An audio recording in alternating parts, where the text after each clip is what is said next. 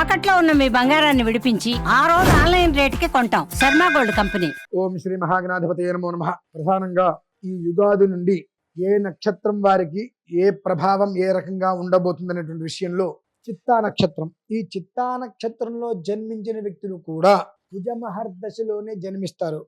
కాకపోతే కర్మ ప్రారబ్ధవశాత్తు ఏమవుతుంది వారికి అంటే, ఏవైతే వీళ్ళు నాకు ఇది అనుకూలము అనేటువంటి విషయంలో ముందుకు వెళ్తారో ఆ ముందుకు వెళ్ళినటువంటి విషయం ప్రతికూలంగా మారే స్థితి ఉంటుంది.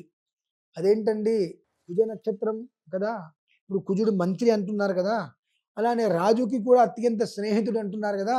అటువంటప్పుడు నేను మంచి అనుకుంది నాకు ఎందుకు చెడు జరుగుతుందంటే కర్మయోగము అని అంటారు దాన్ని.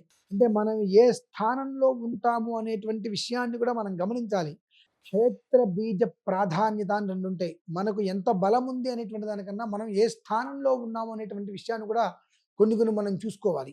ఆ స్థాన బలం అనేటువంటిది మీకు చాలా వీక్ అయిపోయింది, అంటే బలహీనత పడిపోయింది. స్థాన బలం అనేటువంటిది చిత్తా నక్షత్రంలో జన్మించినటువంటి స్త్రీలకు అలాగే పురుషులకు ఇద్దరికీ కూడా ఏదైతే ఏ స్థానంలో అయితే మీరు ఉన్నారో ఆ స్థానం అనేటువంటిది పరిపూర్ణంగా బలహీనత చెందటం వలన మనం ఈ పని మంచిదే, నాకు కాదు ఎదుటి మనిషికి మంచిది అనుకుని మనం ముందుకెళ్ళినప్పటికీ కూడా అది మనకి మంచిదో కాదు విషయం పక్కన పెడితే ఎదుటి మనిషికి అది అనర్థంగా మారి అప్రతిష్టలు పాలయ్యేటువంటి స్థితి అయితే ఈ చిత్తా నక్షత్రంలో జన్మించినటువంటి వారికి ఒక మోస్తరు ఎక్కువగానే కనిపిస్తూ ఉంది.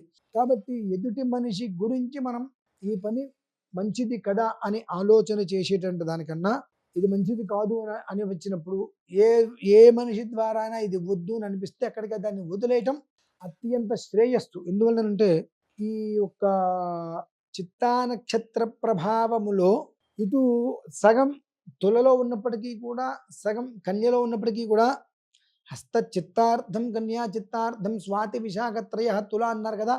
ఈ రెండు దాంట్లో ఉండటం కారణము చేత ఈ కన్యలో ఉండేటువంటి అధిపతికి బృహస్పతికి ఉన్న శత్రుత్వము, శుక్రుడికి బృహస్పతికి ఉండేటువంటి శత్రుత్వ ప్రభావము చే మంత్రి స్థానంలో ఉండేటువంటి వ్యక్తికి బలం అనేటువంటిది సంపూర్ణంగా లభించట్లా. ఈ లభించట కారణం చేత కొన్ని పనులకు మనం స్వస్తి పలికి ఆ పనుల జోలికి వెళ్ళకపోవడం అనేటువంటిది ఇప్పుడు చాలా శ్రేయోదాయకం. చిత్తా నక్షత్రంలో జన్మించినటువంటి పురుషులు కావచ్చు స్త్రీలు కావచ్చు, ఒకసారి జాగ్రత్తగా ఆలోచించుకోండి. ప్రతి ఒక్క విషయం కూడా ఏం జరుగుతుందంటే ఆలోచించుకుంటే జరగబోయేటువంటిది మీకు క్లారిటీ అయితే వచ్చేస్తుంది. అలాగే చిత్తా నక్షత్రంలో జన్మించినటువంటి వ్యక్తులు కూడా సుబ్రహ్మణ్యేశ్వర స్వామి వారి యొక్క ఆరాధన చేసుకోవడం అనేటువంటిది శ్రేయోదాయకం.